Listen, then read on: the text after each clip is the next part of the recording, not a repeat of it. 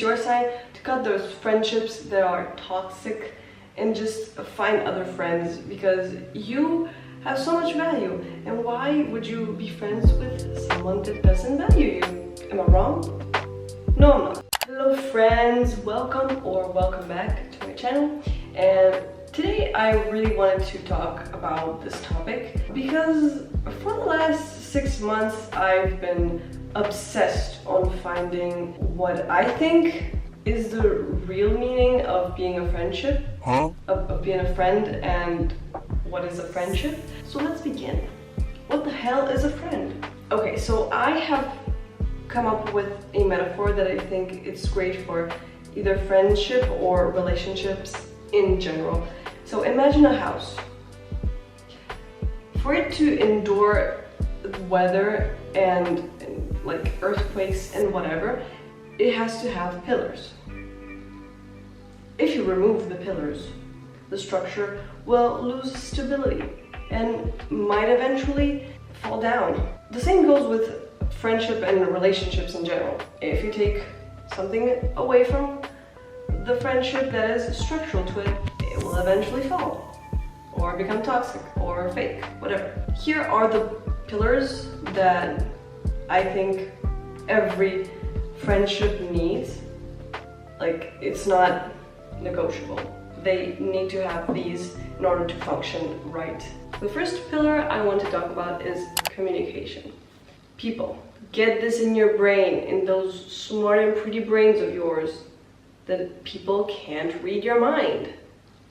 I honestly think that the worst thing you could do is bottle up everything. At least journal about it if you don't want to talk to a friend. But my advice is talking to somebody. You need to get it out of your system in order to move on. If you want an opinion, ask for it. If you want advice, ask for it. If you want them to shut up and listen to you, or vice versa, ask for it. It's really that simple. Because I cannot read your mind. I don't live with you 24/7. I don't experience life like you do 24/7. So it's not fair for you to ask me to read your mind.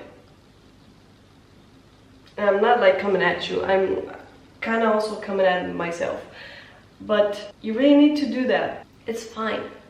If that friend is a true friend, they'll do as you ask. But also, if there is only communication but not understanding, it won't go anywhere. But if there is communication and the other person is willing to also understand and try to understand also how you want it to be dealt with, like you want advice or maybe you just want to cry, then that's great. But if one of them is missing, then it won't work. I honestly think one theory is great in this case, and it's the mud theory, and I'll explain it to you later. Second pillar I want to talk to you about is trust and honesty.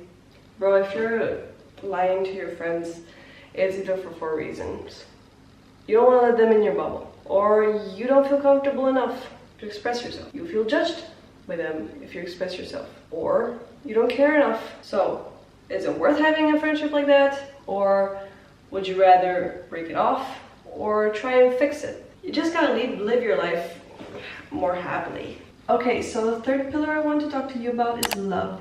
Yes, not romantic love. I mean platonic love. Friends are supposed to be based on loving the other person, because what, do you hate the person if you're friends with?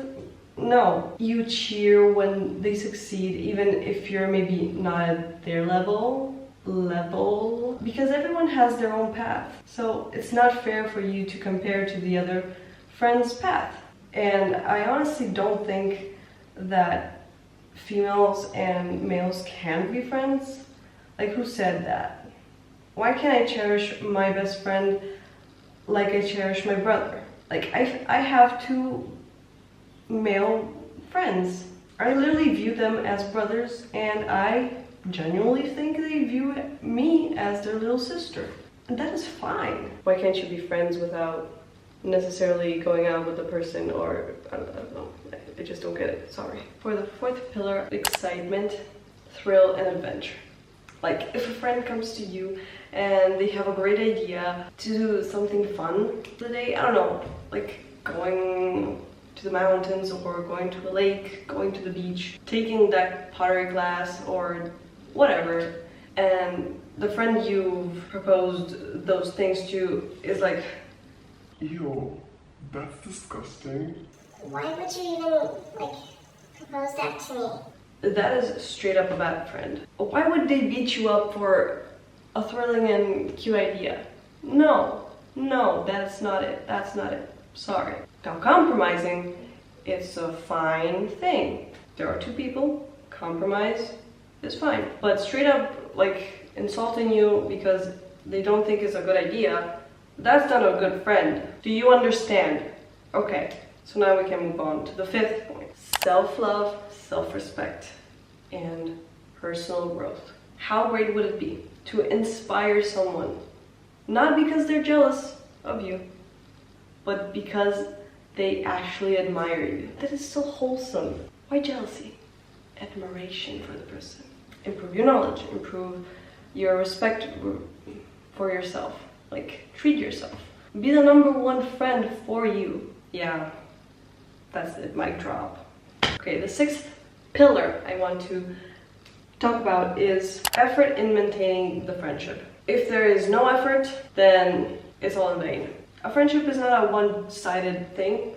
It's a two-sided thing, and so on, based on the amount of friends you have in the friendship. If you need to deal with it, point it out to the friend, or friends, whatever. And based on their response, do as you please. Seventh point is taking nothing for granted. A friend is not to be taken for granted. Please really try and understand this point, because I think many of us take everything for granted once they have it, and that's really wrong. If you have a best friend, you don't take it for granted. You need to be grateful that you have that friend. The eighth pillar is you are your #1 priority. How are you going to cherish, love, understand, try and help your best friend or your friend if you don't apply those to yourself first, to your inner child? Everyone has an inner child, and most of the time is hurt in some type of way. So if you try and really help yourself, and I don't mean it in like an egocentric way, like you are better than everyone and stuff like that. That's just wrong and stupid. But like, look inward. Get that inner child facing you and trying to understand who you are, how are you hurt, and heal. That's the best thing you can do for yourself and for the people around you, honestly. And those are the pillars I think make up a great friendship. If you have more, please comment down below, because I'm genuinely curious. And please answer my questions, because you always ignore me. You guys, come on.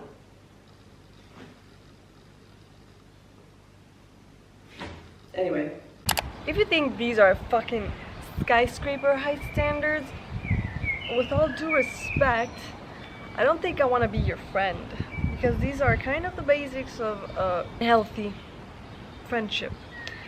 So yeah, now that you've listened to all these points, would you like say that the people you call friends are actually your friends, or maybe your acquaintances, or fake friends, or I don't know?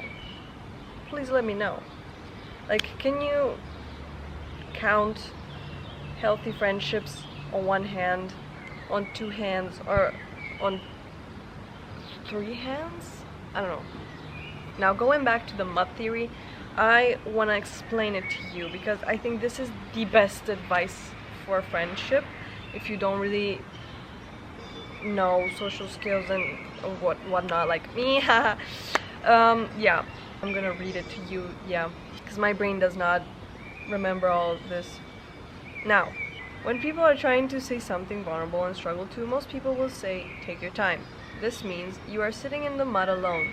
I'll wait for you to get out. When someone is choking up on what to say and you tell them, go on, This is you saying vent to me. I'm sitting in the mud with you, and I want you to say what you feel because I am here for you. There's no need to feel the pressure of fixing, no need to give advice, you just need to be willing to sit in the mud. Most people don't feel lonely because they have no one. They feel lonely because they are misunderstood. As Simon Sinek once said, there's an entire section in the bookstore called self-help, but no section for help others. Also, I want to add to this that if you're the type of person to isolate yourself during a rough patch, please don't, because it's safe in your head, but it's not fair neither for you nor for the other person that cares for you. And yeah, I just want to say that. One last thing, please, I beg you, please put yourself as a priority and make yourself happy, because if you don't make yourself happy and always try to put others before you, then you are people pleasing. So please don't do that. It's not fair to you, and it's not fair to your friends, because also they won't know the real you. So that's a no. That's a no. Please, if you do this, stop it. Stop it. Thank you. And yeah, try to live in the present, because the past is the past. You might as well forget about it. And what's the point in worrying about the future? It's not even here. Live day by day, hour by hour, and don't stress. I know it's hard. We can do this. I know we can do this. We can change our minds and our emotion patterns. I don't know how to say this.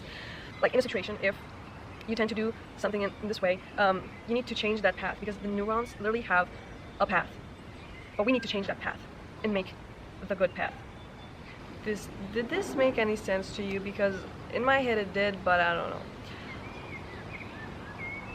Do I know how to explain myself? Of course not.